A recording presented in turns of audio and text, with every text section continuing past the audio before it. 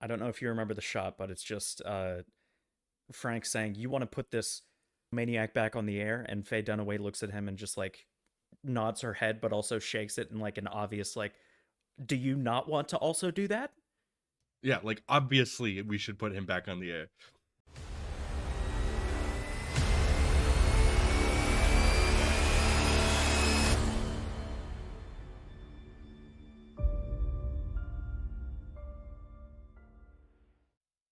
Hey guys, it's Kyle from the podcast. You know me, you love me, you love to know me. Please read this. Bye bye.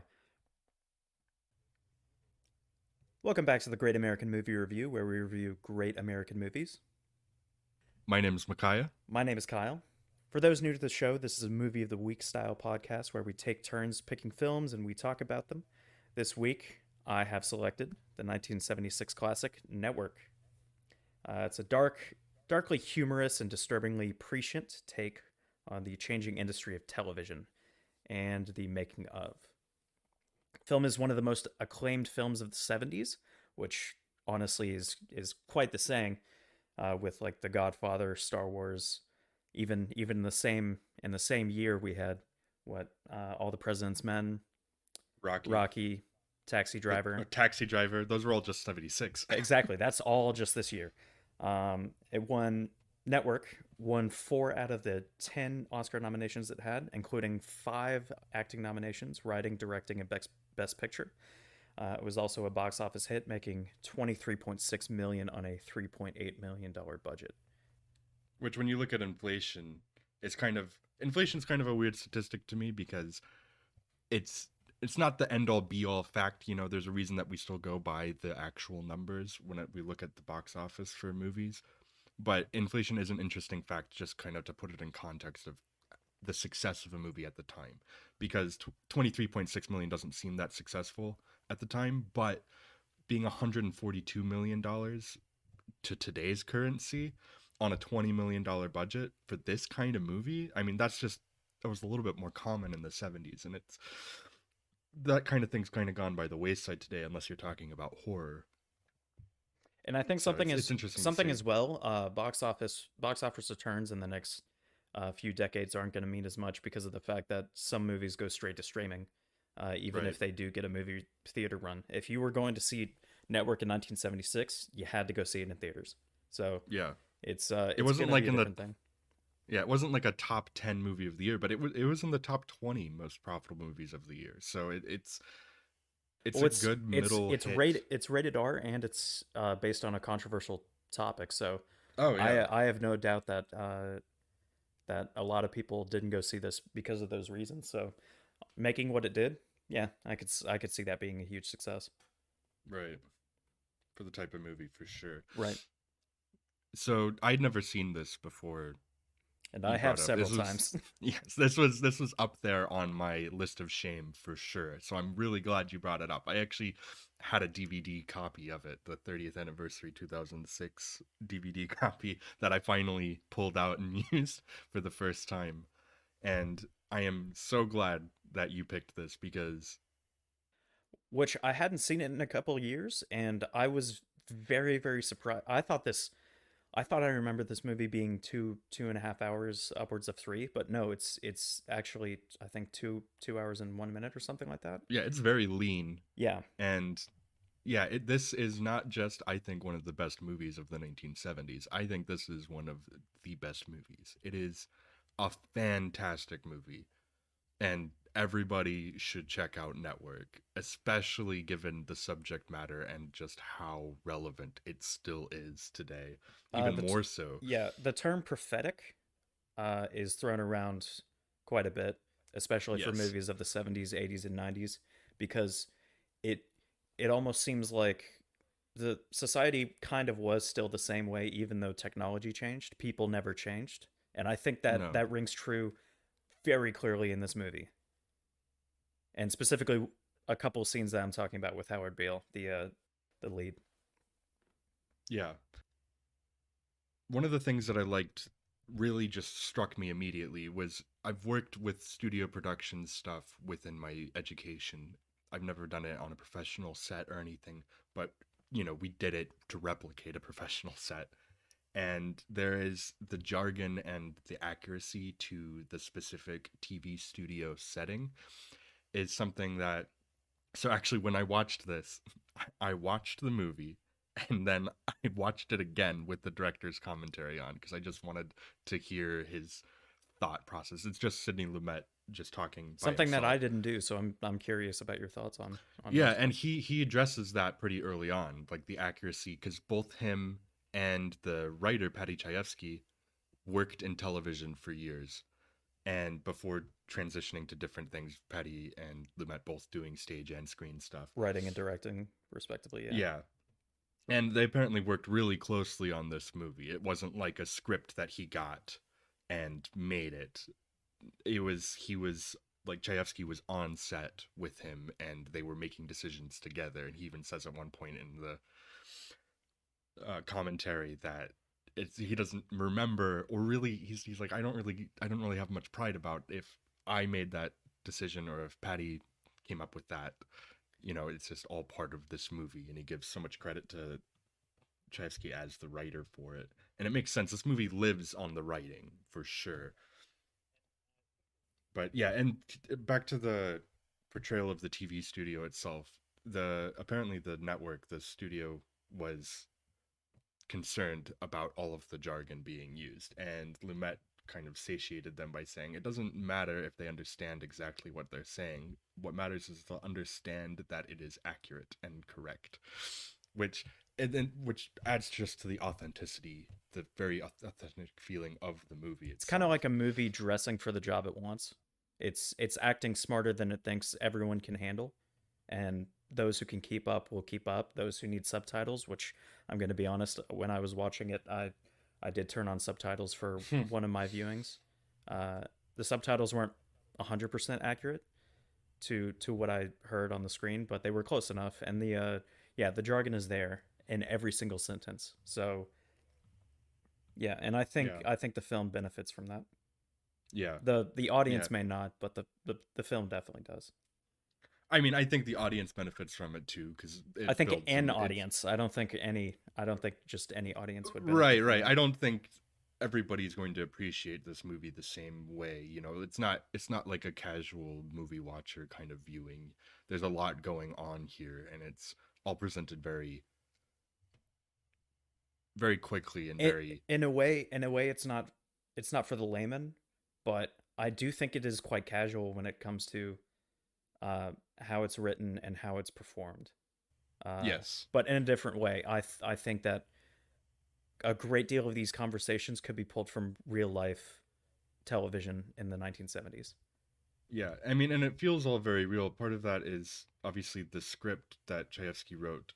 Lumet's direction as well has a very nice kind of cadence to it within the script. Obviously, once again, working very closely together, it Right. works very well.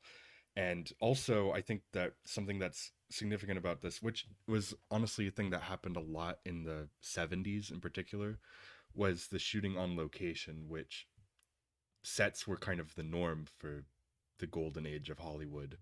And shooting on location after the spaghetti westerns and stuff kind of had some success with these locations that they shot in In the real West, world yeah. environments, and then that kind of got adopted into American film in the 70s and that kind of era. And this movie is shot on location in New York in skyscrapers, which it makes a huge difference. It It's a does. limited space, but he works so well within the confines of these office buildings that have these big glass windows, and you get that great depth and exposure to New York City skyline behind them the whole time, and it gives it this kind of great atmosphere. It doesn't feel like a stuffy, set office. It feels like a genuine environment, and in that way, it has this kind of quality that does kind of pull you into the just the world of the news and the office building that they've created, that they're shooting in for this movie. It feels very genuine. Yeah, this is going to be something obvious, but you can definitely tell the purposeful each individual scene with William Holden and Faye Dunaway or Peter Finch or what is her name? Beatrice Straight. Yeah. Between all three of them, which by the way, neither of the three, Peter Finch, Faye Dunaway, and Beatrice Straight, none of them interact with each other. It's all through the vessel that is William Holden, which I think is Right. I think interesting. yeah, Max is the William Holden Yes. character, So and yeah, so Max, Diana, Howard, and Mrs. Schumacher all interact with just Max. yeah, Max is kind of the stable. He's kind of the stability, kind of the sanity of this movie. So it's really important that all of these things get to funnel through him to some extent because he adds a certain perspective to any scene that he's in, Right. which is really nice and refreshing. Even when he's doing stuff like when he's having an affair in this movie, and his mental like approach to the affair is just very well thought out. Like he fully understands the what he's doing, the destructive quality of it, and the the aging feeling that he has in himself as somebody who's at this point reaching, as he says, like the autumn years of his life. And Well, you get a it all really comes crumbling down within an right. instant, from the CCA and UBS merging, and Robert Duvall's character being so antagonistic towards him that I Right. think that probably had something to do with it. Obviously, Yeah. he's a calm, calculating man, but uh, it's probably that he notices that 20 years of his life, as he says, is coming to an end right there, and then he's starting to notice that it's all going to end sometime. Yeah. And it's interesting. So the general plot of the movie is you have Howard, who is a news anchor, very much like a Walter Cronkite type, which Lumet actually knew Walter Cronkite. So Yep. they were friends apparently. So, The but the he's very female much socialist terrorist is played by Cronkite's daughter. So oh yeah, that's right. And so yeah, you get the Howard character who the ratings have been dropping, and so they are going to cut him from his program. And so 2 weeks before he's going to be off the air, he's giving his official announcement that he's going to be off the air, but something in him clearly broke, and he says that I'm going to kill myself on Tuesday, on next week's show, Tuesday. which I love that scene because you can see the producers not even paying attention. They're too busy Right. at, like, Nobody's paying attention, which once small again, talk. that just feels super authentic. All of these people exist within a certain rhythm of their Absolutely. And lives. This is just their in job. a news station or a news show that is dropping ratings fast and has a past his prime reporter, obviously they're not going to pay as much attention up until the point where ratings improve. So yeah, I Right. believe that.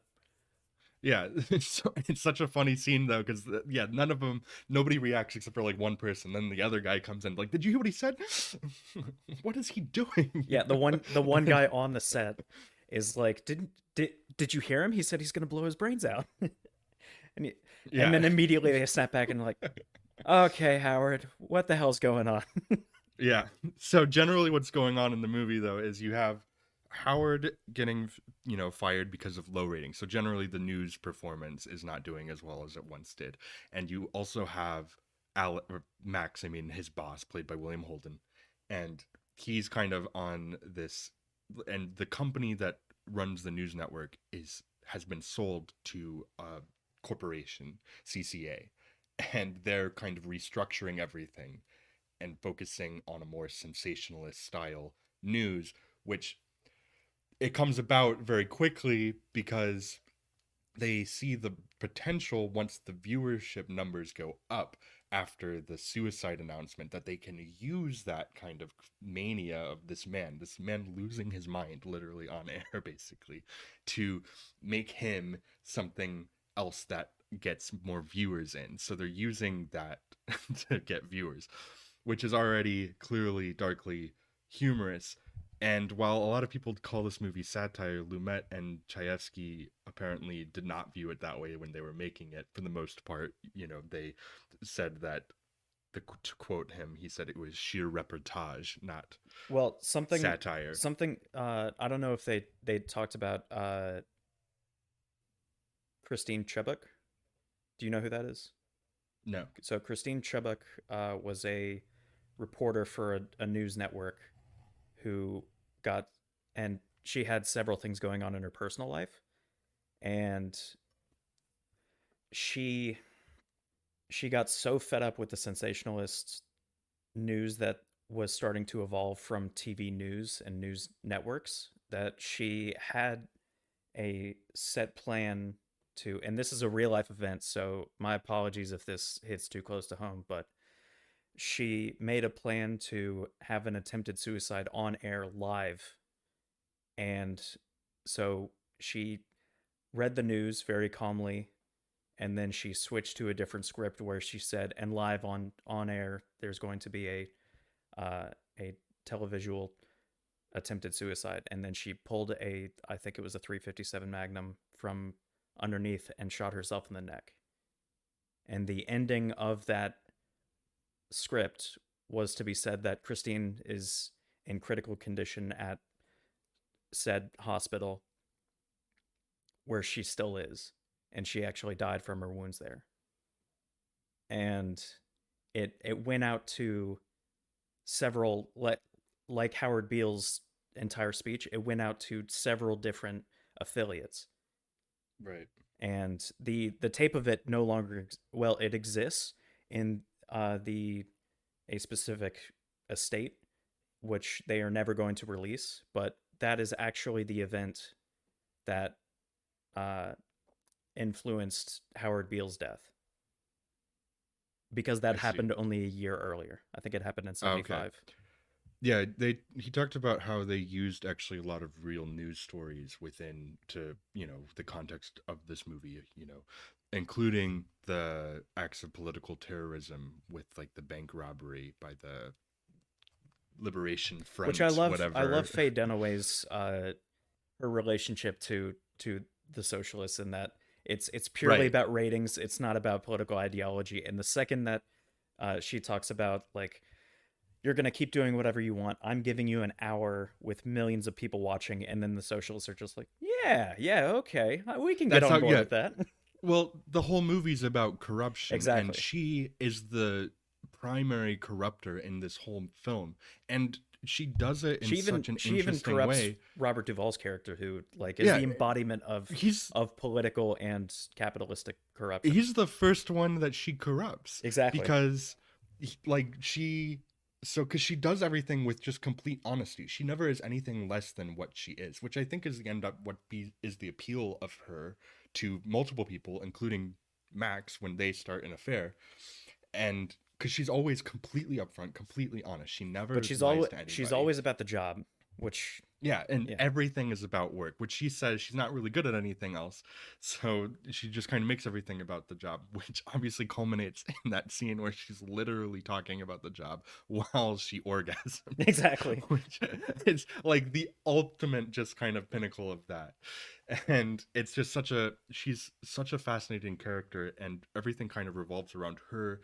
She's always pitching these ideas, and it sounds horrible, but she says it with complete seriousness. Like, this is going to get us show ratings. And she's right, is the thing.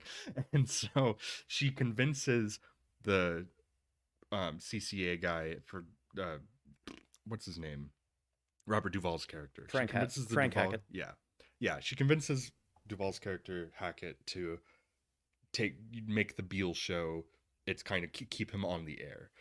And in doing so, it kind of secures that, which I don't know if you're not going to be. I don't know if you remember well. the shot. I don't know if you remember the shot, but it's just Diana or Frank saying, "You want to put this suicidal maniac back on the air?" And Faye Dunaway looks at him and just like nods her head, but also shakes it in like an obvious like, "Do you not want to also do that?"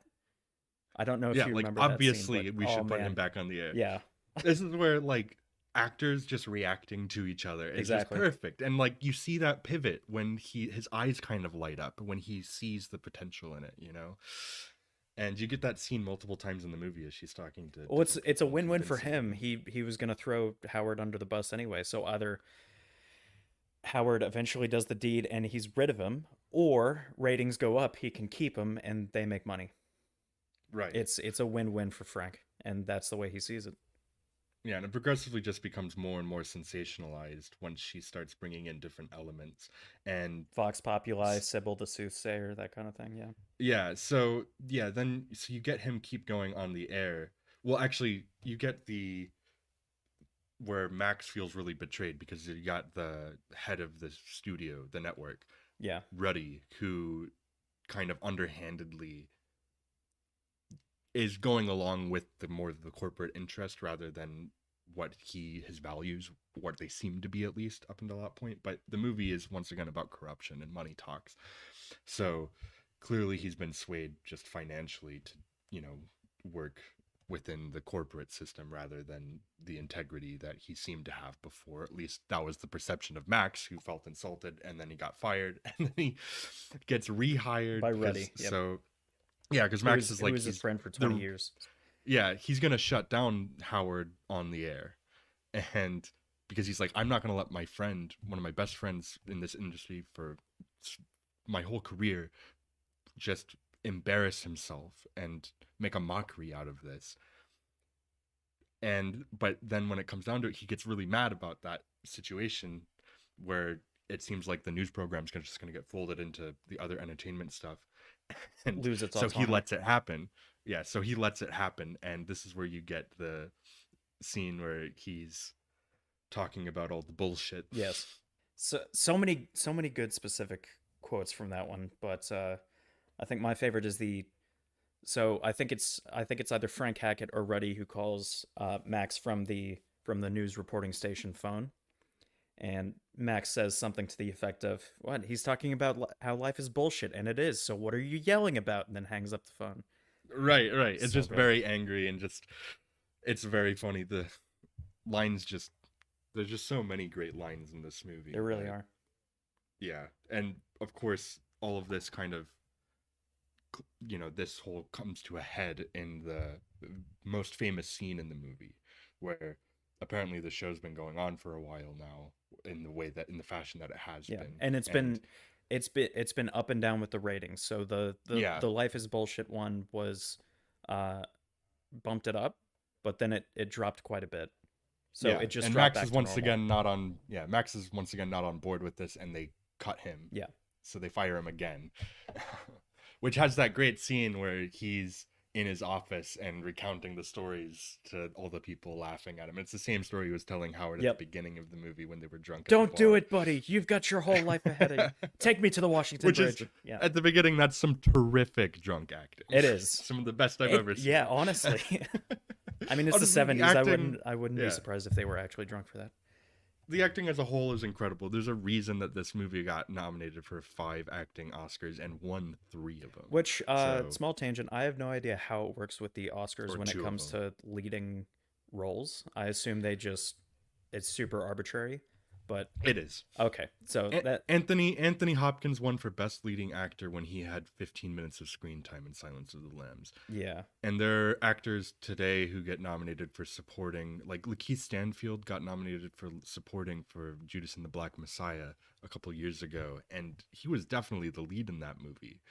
And it's just kind of weird because I guess they thought he had a better chance of getting nominated and supporting, so they campaigned for him. When it comes to this film specifically, I can see both sides. William Holden obviously has more screen time, but Peter Finch is, at least the film would consider him to be the protagonist. He is the opening and ending narration, and he is where the film starts. So yeah, I could see either way, even though he has, I think, only like 22% of the screen time.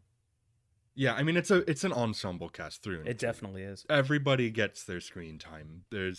I would say that the leads, I would say that there's 3 of them, with Faye Dunaway, Howard, and Max, and that's the leads of the movie. And I think they're significant, like a Robert Duvall, a significant supporting actor. I'm surprised he wasn't nominated, but Ned Beatty was. I'm surprised too. Yeah, well, because Ned Beatty has he's in 2 scenes.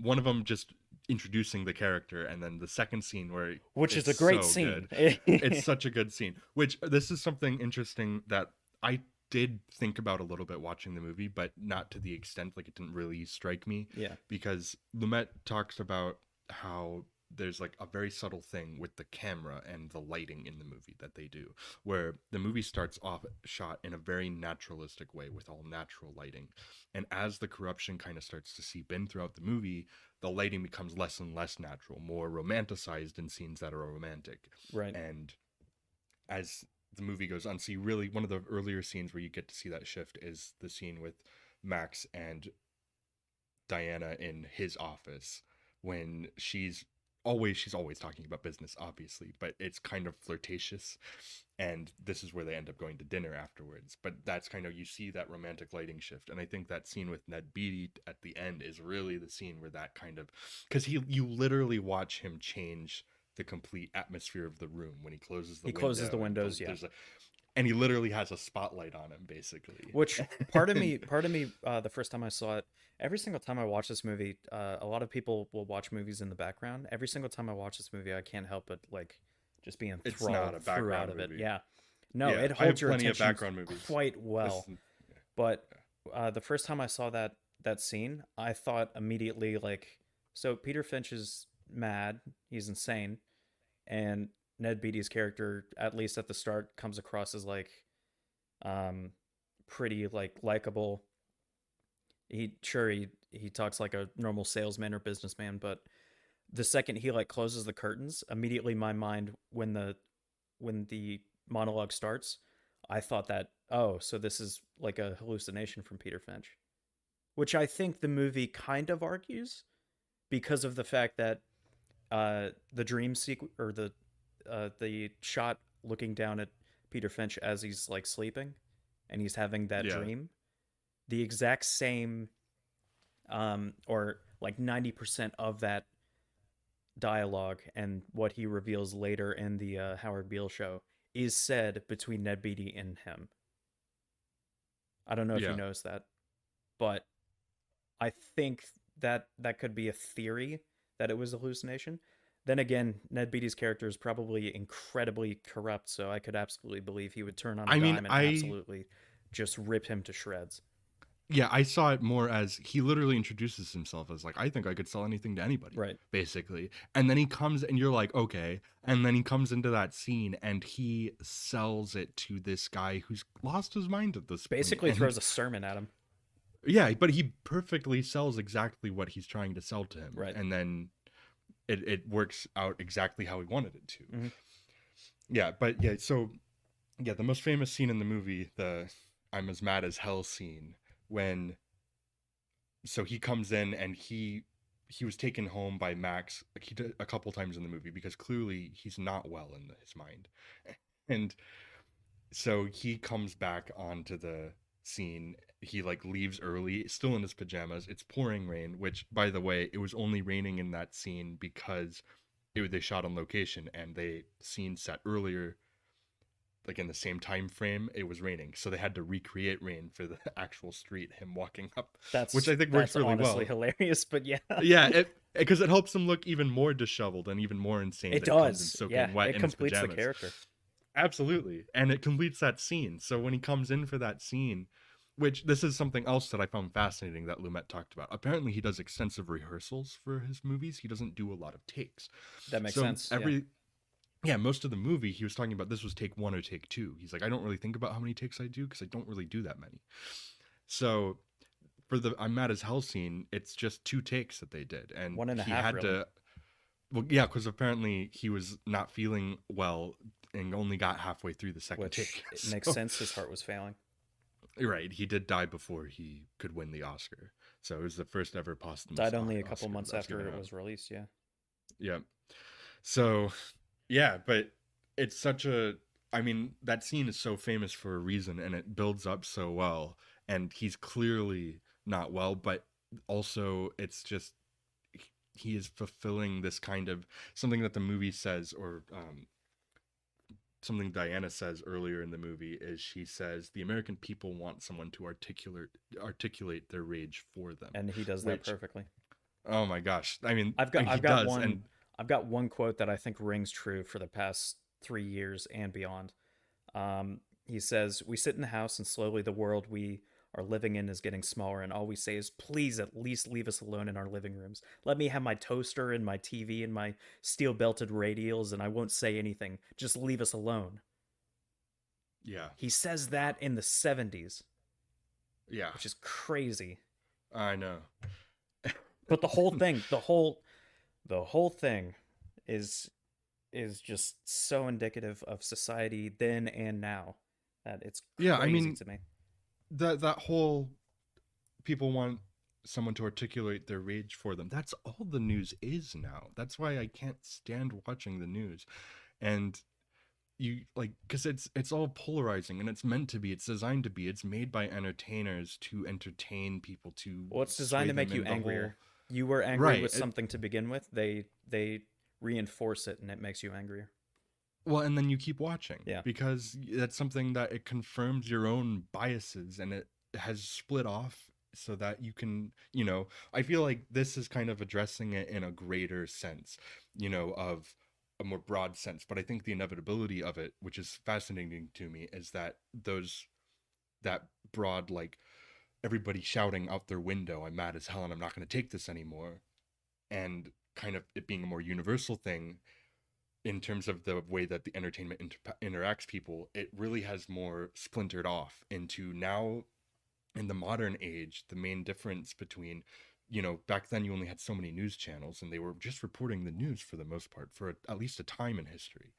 But then once it kind of switched to the more sensationalist kind of stuff, I mean, it makes me think of like the Fox News thing where Tucker Carlson was like under a lawsuit, and they um dismissed the case or whatever, or because they said, we're not a news company, we are an entertainment company, and because of that they won the case. They're not even trying to hide it. They don't care, Yeah. because they know people don't care, because people just want to be fed the thing that they're mad about. So it's just like startling watching this movie and thinking about that stuff now, and thinking, not only is it just the news services now, because they have the whole thing where, I mean, Howard's literally a madman. He's a prophet that's trying to, really hit people, and that's what they take advantage of in the movie. But back then, the prophets needed a platform, and they couldn't buy and pay for it. They couldn't, like, Howard couldn't be bought and paid for until he is, by being convinced by the Ned Beatty character towards the end of the movie. But that's only because they, played into his madness. But now the mad people, the crazy people, don't need to have a network. They can make their own platform. They can do, make a YouTube channel. They can make a podcast. They can do whatever they want. And they can get an audience, and it's frightening. So I've got some real life lore about this if you want to hear it.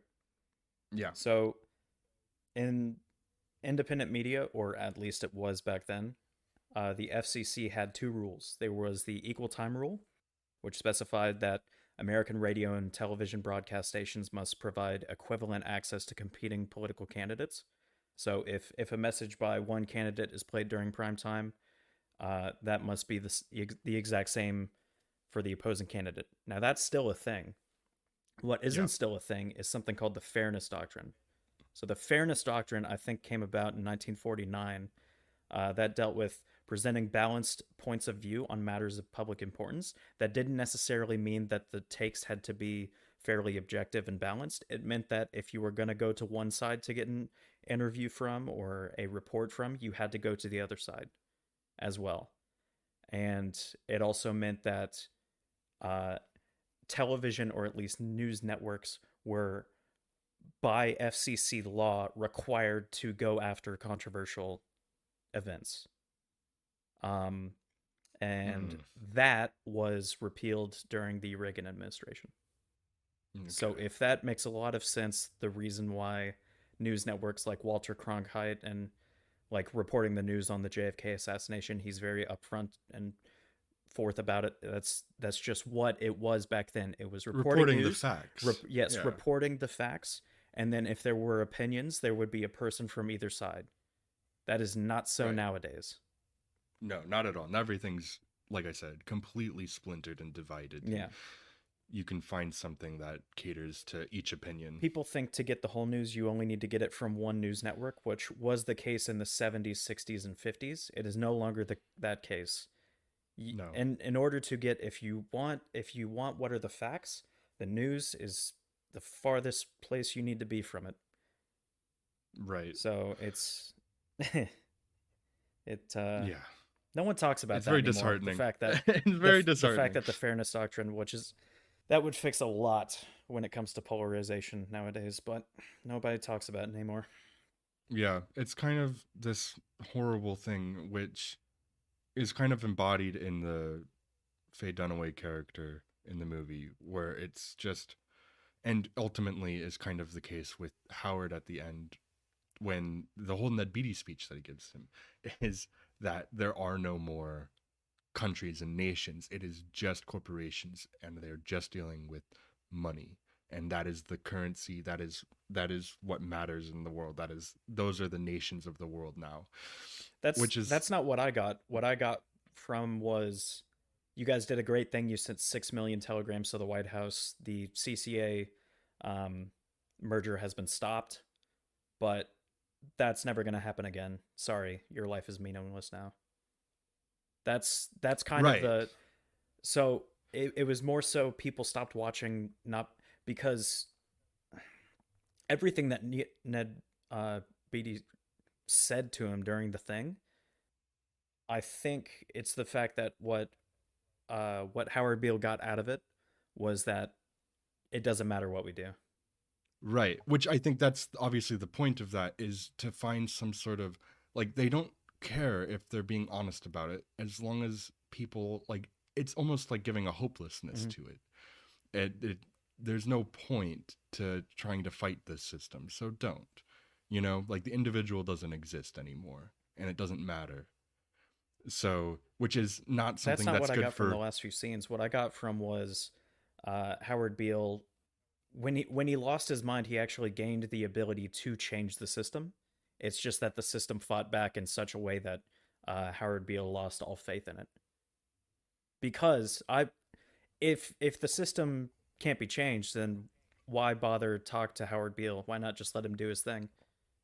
He was hitting too close. That's or he was getting too close to actually changing Right, something. with the CCA stuff, when he was talking about the CCA stuff that got the attention, where Jensen But that was just wanted one to program. have that Imagine if he conversation still with kept him. doing it. Right, right. So that's where I think he shut down a hopelessness, and then Jensen was insistent that that program stay in the air even after all of the news, like Hackett and Well, Diana because and they didn't want everybody to make him were a like, martyr. right. Well, they didn't want to make him a martyr, but also the message that he was spreading was now, like, almost putting a complacency, a normalcy almost, on the horrific acts. There's an interesting thing that Lumet talked about, where there's somebody who's basically the Diana character, her job that he knew in real life, that that sells these things, and he's completely upfront and honest with it. But the guy, apparently, he said that the guy said, "I'm a whore. That's what I am," and it's so it's like, he's like, but does he not see that even though he can say that he's a whore, that he is, like, doing this out of, like, he's not doing a good thing, that he somehow is exempt from the evils of it? Like, it's like the separation there isn't there. They, like, the Faye Dunaway character throughout the whole movie, she sees this as this kind of, everything is very opportunistic with her, and even though she's completely honest with people, eventually, when Max finally leaves, and that's like the closest we get to seeing any vulnerability with her, even though she still doesn't understand what he's Yeah, saying, and and then she he's like, I'm a immediately man. snaps back in the next scene. Yeah, I'm a man with mortal fears, and all of that stuff. And uh she just snaps right back, and then the decision that's made at the end of the movie, when they decide to, well, let's kill this son of a bitch. Yeah. um it's like the complete dehumanization of somebody through the lens of honesty is a kind of a fascinating thing that is also, I feel like, darkly present still today. With, if you're upfront about it, it's almost like people will accept it more, even though it's not any better than it was before. Yeah. So that's I guess what I was kind of thinking of with the end thing. Obviously, it End of had the to end the movie and way all it that. ends because when it comes to news networks, corporations, that kind of thing, the little guy is never going to win. So Yeah, yeah, and Lumet said at the end of the movie, he's like, "This is the only part of the movie that jumps into some sort of fantasy, but that's only because it hasn't happened yet. I firmly believe that it will happen." Basically, which he said that just with such, just like, complete sincerity. Like, I this is going to happen. He's probably on some reality show where somebody's going to get executed live on TV. Maybe not television, but the closest I'll get to conspiracy theories is do you know about the death clause in the music industry? No. The death clause in the music industry is that any and all product that the musician makes goes to the studio. Doesn't go to the estate. The royalties, all that kind of thing. Only in some cases do those go to the estate. For the most part, they go to the studio. So a studio actually profits from an artist dying, especially dying young, because of the fact that everything will go to the studio, and because of the every single time an artist dies, that is when they're the most popular. So the theory going around, and I don't think for a couple of cases in the 60s and 70s where there are very specific suspicious deaths of like frontmen of a band who is up and coming. I cannot remember the name of the frontman, but he died from gas inhalation from his car, even though he had bruises on his body, and there was a lit cigarette with a gas tank in the back. So, and the police come over and immediately say, "Oh, it's a suicide." Yeah. So, and things like that get covered up, and immediately after that said person dies, it all goes to the studio. So, I do think when it comes to a corporation or a news network killing a reporter for either for low ratings or for high ratings just to make it sensationalist, I think that's possible. I don't see why they would do it for a news network, because if they're doing it for low ratings, it's just giving the production or the news network a bad name. If they're doing it for high ratings, why would you do that? You've killed your source of income. But for the music industry, I absolutely believe that's happened before. Yeah. Maybe I mean, there's too much time. Of course, it has to have happened. Maybe in somewhere. maybe not in the past couple decades, because it's much more difficult, I imagine, to do that. Get rid of a body. Well, not you don't have to get rid of. Just kidding. Yeah, no. You don't have to get rid of a body. You could just set it up as if it's obvious that you weren't involved. But I do think that it's much harder to cover up, given how technology has increased, and it's going to be more difficult in the future. But I do think it has happened, probably likely in the 60s. Yeah, the corruption doesn't go away, it just evolves. Yeah. And also, if we want to talk about corruption in the music industry, the 60s with the Rolling Stones manager is one of the most corrupt people in the music industry, and he's a legend for corruption. So yeah, I could see it in the 60s. That was a small tangent. Yeah, it's fine. I just wanted to get more context, I guess. Yeah, I think an interesting double feature to put along with this, because this is a mentality that clearly existed a lot in the 70s, and especially with like counterculture movements and everything, which they talk about, which they do talk about in this, because the Communist Party is a whole subplot in this movie where they've got the communist lady that she's trying to sell a program to. Can we talk about it's the smallest of scenes, but the news network litigators are in the house of the great Ahmed Khan. So funny. And it's funny. Just people with AK-47s or AK-47 like guns just like standing there, and then they're just like going through the documents like, okay, and then this, and then this, and then they're yelling about something, then Ahmed Khan just like pulls out his pistol and fires it into the air.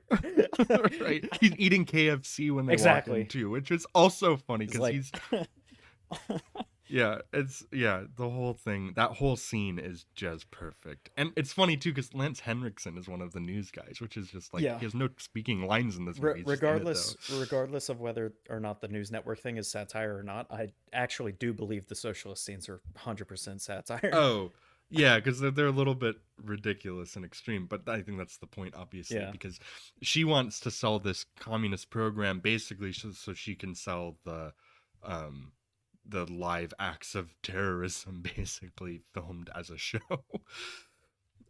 But then there's also the hilarious line in that scene where she's like, I wrote it. The Communist Party isn't making a nickel off this show until it hits syndication. It's so funny because people think so much about like political parties controlling the news and everything, and conspiracy theories and all that jazz. But it is kind of funny, almost shining a light on the ridiculousness of that. It's like both truthful and not, which is kind of everything. Everything exists more in a gray area than people like to think it does. Yeah, you could stop It's at that. just, That's yeah. basically what people should gather from everything. Yeah. So there's an interesting, so the double feature that I think would be interesting is also a 70s movie. It came out 1 year prior, 1975, and it's Rollerball, the science fiction movie. Also, to some extent, THX 1138, George Lucas's first movie, is also an interesting thing to, I've heard of because that. of the, Isn't that his? It's a futuristic movie, right? yeah, it's about the loss of individuality. Basically, people don't have names; they just have numbers, and it's him trying to break the system a little bit. But that's a very interesting movie. Definitely recommend it. But Rollerball, specifically for the case of this one, is a world that the different cities and stuff are owned by corporations, and the whole movie revolves around this one sport that everybody, like every major city in the world, has like a team that participates in rollerball, which is just a very violent sport. And people die on TV and stuff all the time with this sport. But you have Is it one guy roller played by derby or James. like the what is it? Shoot. They're on roller skates, but they've got like a guy on a motorcycle and they have to throw this ball in a little hole. But it's honestly well thought out for like the sport, and you get a lot of time watching the sport. But the point of bringing it up for this conversation is just kind of the fascinating thing of there's one guy played by James Caan, who's the main character, who is so good at the sport that he's become incredibly famous, and the corporation that owns his team is wanting to retire him because they're afraid that he's becoming too powerful. Basically, like his individual voice is going to be able to have a public sway. So they try to continually, as this tournament is going on, as he refuses to step down from playing, to change the rules. Like they literally change the rules of the game so that hopefully they can just kill him on TV, basically, in this competition. And it's a fascinating kind of double feature, and really highlights that this kind of idea, this whole thing of the corporations being the end all of basically global currency, So what capitalism. you're saying is Network ripped off Rollerball. Okay. And That yeah, changes my no. feelings. Worst movie ever. This sucks. Oh my gosh. It would make it like, it's a surprisingly good movie. Like I did not expect much from Rollerball when I watched it, but I actually really liked it. And it kind of strikes an interesting chord that is even more poignant after watching this movie and kind of putting it in greater context for the decade. Because Rollerball is obviously science fiction. I'm It's set in looking at the future. trailer for this. Why does this look like why does this look like Cyberpunk Tron? I mean, yeah. It's not an expensive movie, I don't think, and it's definitely very 70s. So that's why I wasn't expecting a lot from it. But like I said, the actual sport itself in it is really well thought out, and you get a lot of time watching it. Quidditch, eat your heart out. Yeah. It's more well thought out than Quidditch for sure. But yeah, I mean, Quidditch literally has a thing where if you catch a certain thing, you immediately win the game. yeah, So it's really dumb. all the Potter people are going to come into the chat and be like, no, no, no, no. If you score 160 points, but the opposing team does not, the game is just over and you win. It's like, no, who's gonna score 16 times without anybody else scoring? But Yeah, I'm a Harry Potter fan, and that's always bothered me. So, no complaints from me with you bashing it. But yeah, do you have anything else that you want to talk about with the movie? there were probably a couple of things, but we can mostly get to it with the scoring. So All probably right, not. so I guess we'll move on to the scoring then. So, like we do every week, we have the 10 categories that we score from 0 to 2, 0 being not good, 1 being good, 2 being great. And we have the one alternate category that swaps out every week depending on the movie. And this one, due to the nature of the film, we put it for satire. So we'll start up though with writing. So Kyle, what do you think of the writing? So, because of It's the kind of funny to even ask. yeah, because of the fact that this is just a lone writer, Paddy Chayefsky, and because of the fact that he wouldn't allow any ad libs or changes to the script, I think the only change to the script was I'm as mad as hell and I'm not going to take this anymore. He added an extra as. It was I'm mad as hell and I'm not going to take this anymore. But Peter Finch accidentally added the extra as, and they just kept it in there. So Yeah.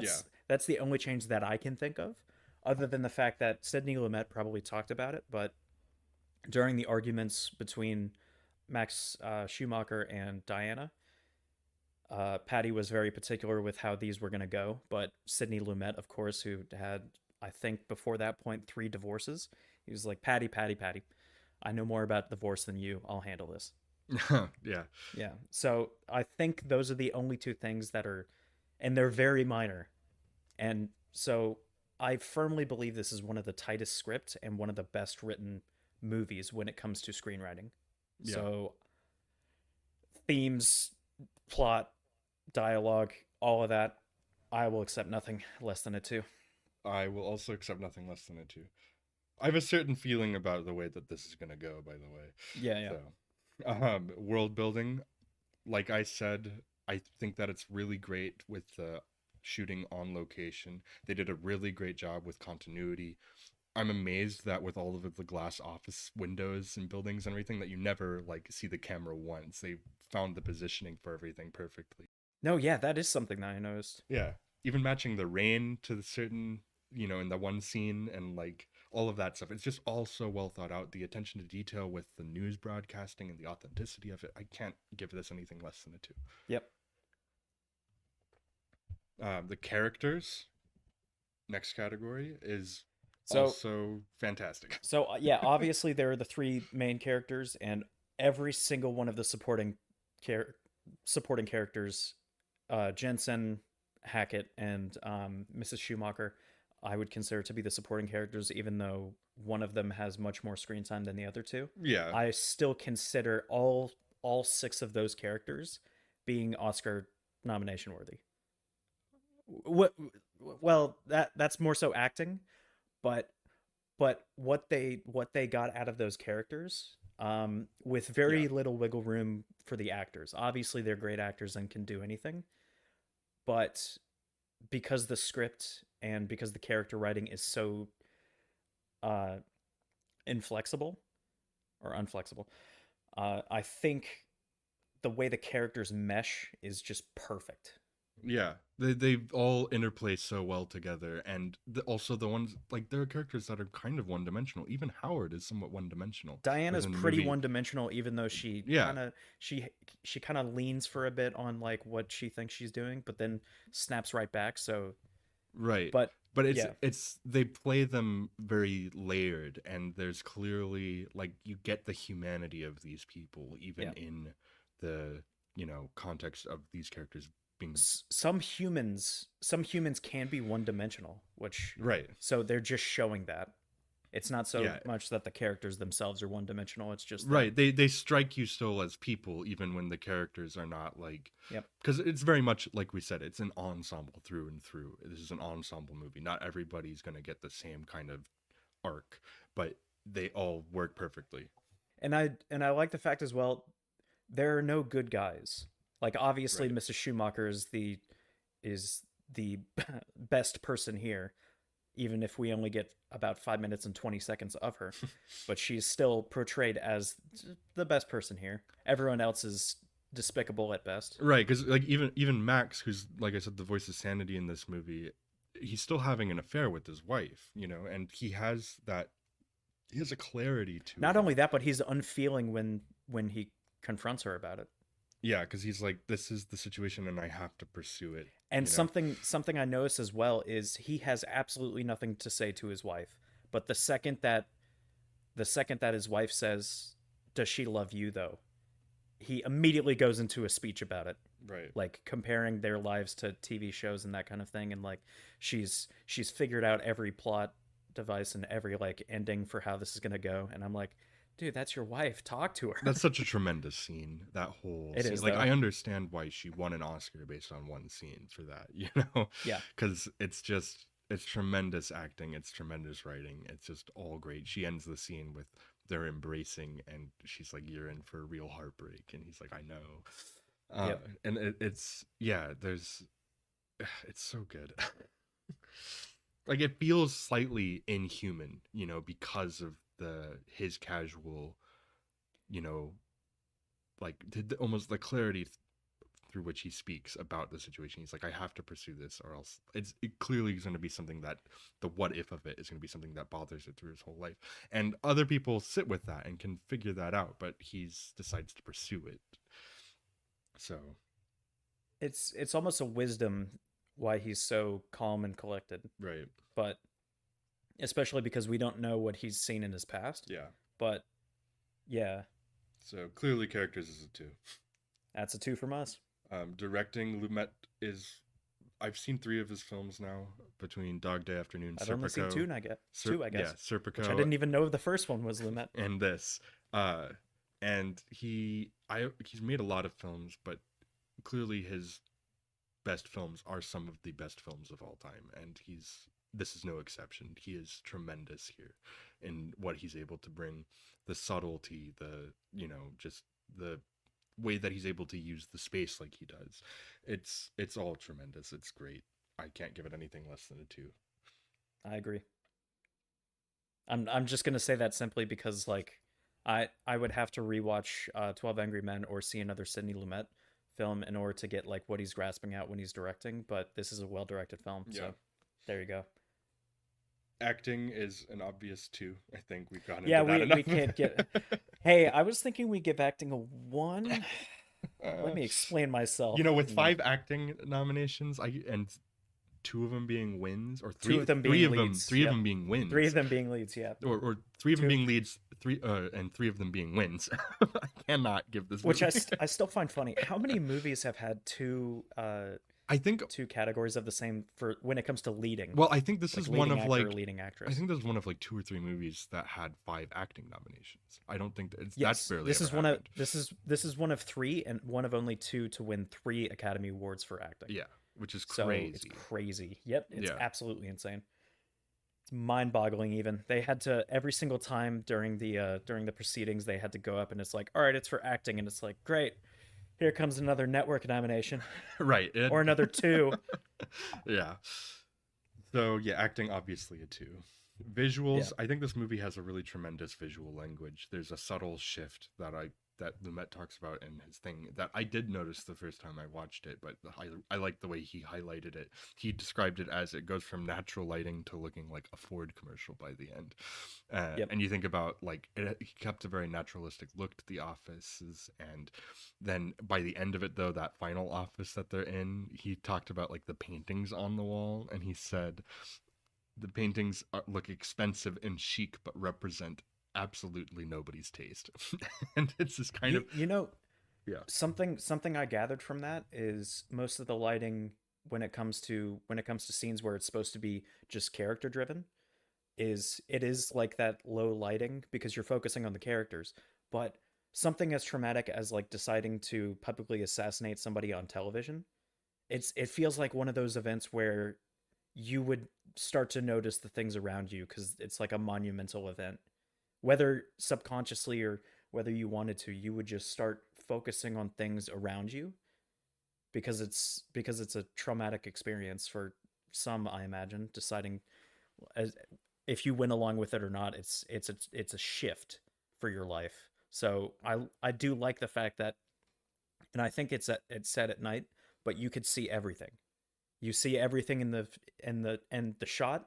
It shows Frank Hackett turned against the audience, but everyone else is turned towards them, which is it's like a wide shot. It's a sustained wide shot that I don't think we really see that much right. in this movie. So I like that that scene specifically for that. Yeah, and this is a minor detail, but I just remembered it and I couldn't help but bring it up. All of the camera motions for the actual studio set stuff is all accurate, and he makes sure that like in all of these shots that the cameras are always a part of the scene, like the studio cameras, whenever Which, they're man, the around. rehearsing shows if it only Oh takes yeah, one or two takes. Yeah, that rehearsing, that practice makes perfect. It shows. yeah, and it's also like even the scenes where you've got the people in the booth looking at the monitors of him recording, they had the actual TV camera recording him Yep. like the news show to get that. It's so good. It's such good.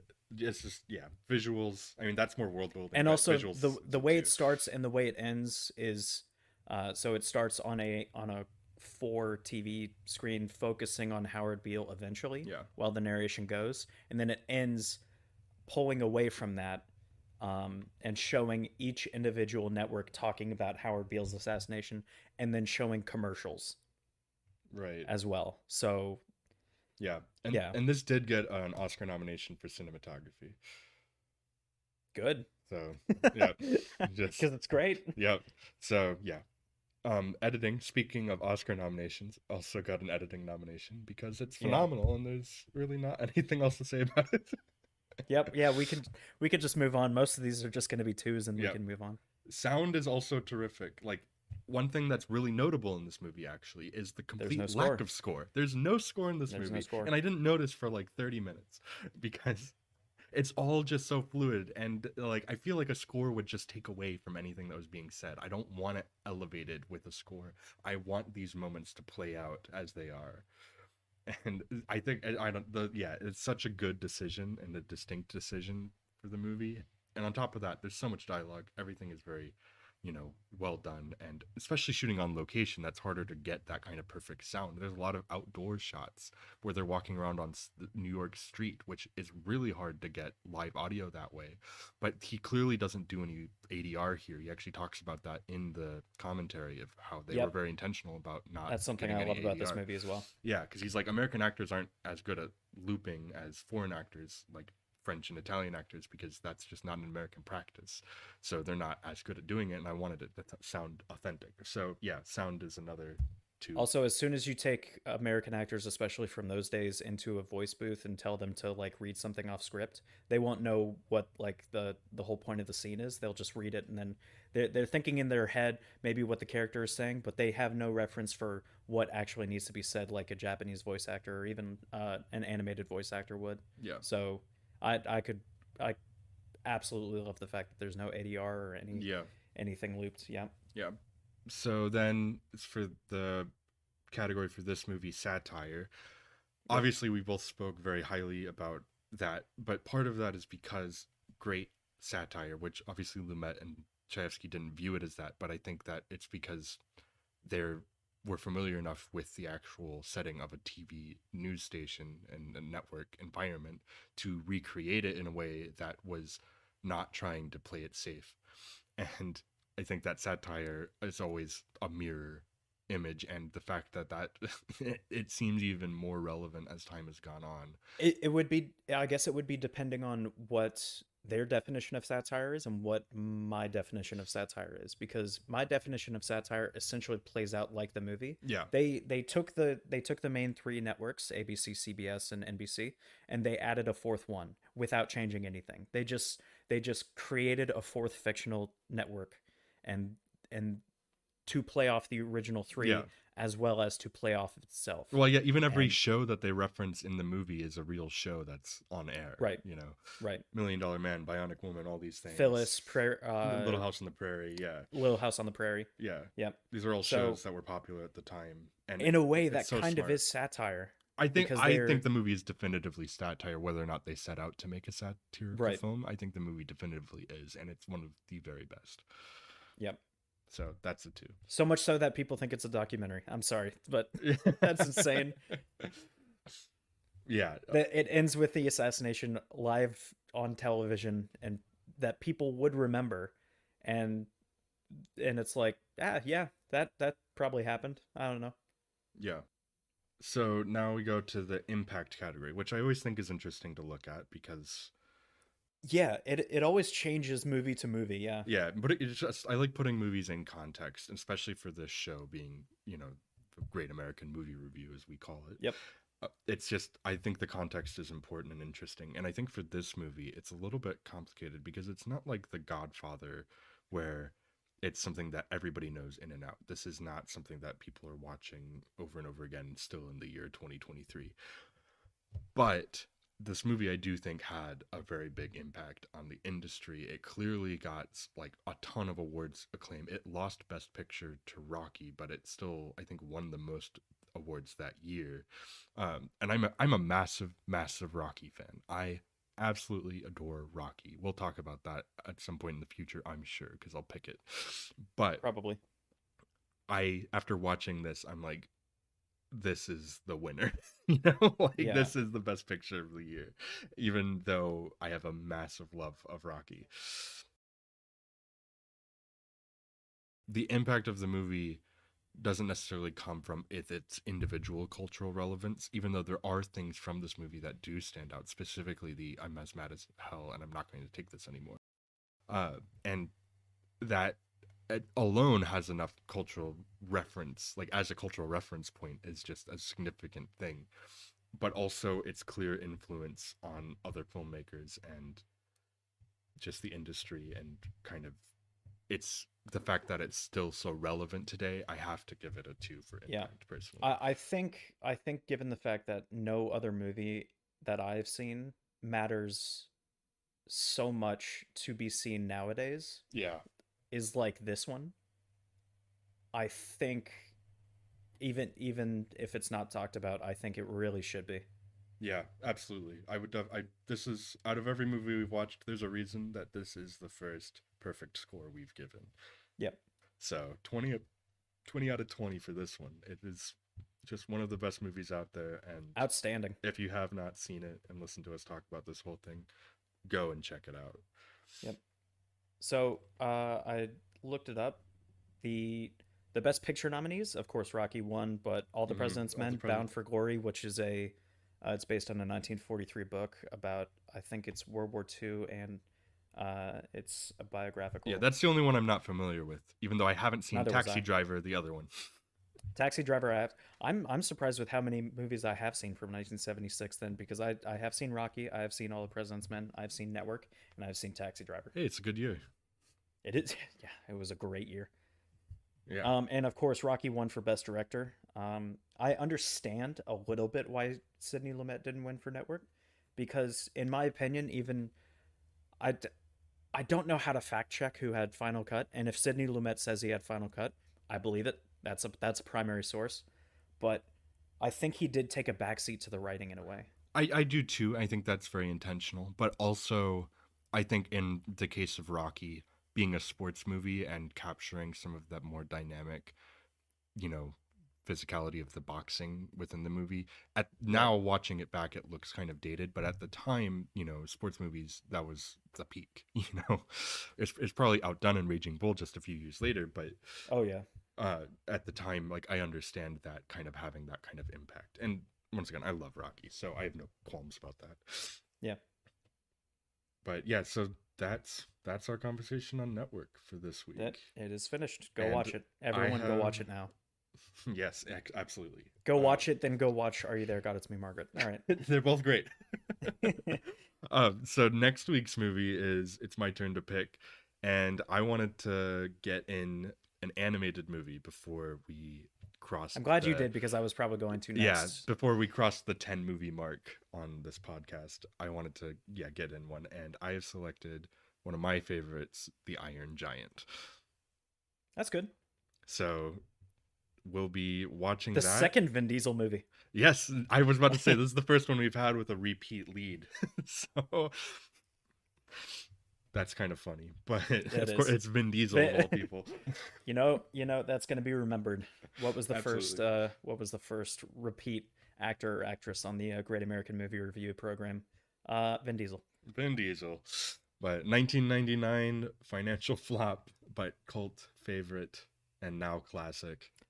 Probably one of the best animated movies ever.